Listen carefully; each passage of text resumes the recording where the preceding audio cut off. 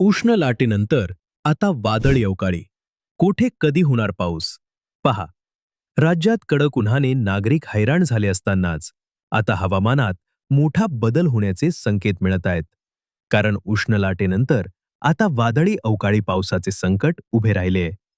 मंडळी, हवामान खात्याच्या माहितीनुसार पुढील काही दिवस राज्यात ठिकठिकाणी पावसाची शक्यता आहे. काही भागात तर मेघगर्जनेसह वादळी पाऊस आणि गारपिटीचाही इशारा देण्यात आलाय. पश्चिम महाराष्ट्रातील घाट परिसर, खानदेश, मराठवाडा आणि विदर्भातील काही भागांमध्ये 20 ते 22 एप्रिल दरम्यान दुपारनंतर हवामान ढगाळ राहणार असून वादळी पावसाची शक्यता आहे. 19 एप्रिल रोजी घाट परिसर, उत्तर खानदेश आणि दक्षिण मराठवाड्यात काही ठिकाणी वादळी पावसाची शक्यता आहे. तर 20 आणि 21 एप्रिलला पश्चिम महाराष्ट्र, मराठवाडा आणि विदर्भात पावसाचा जोर वाढण्याची शक्यता आहे.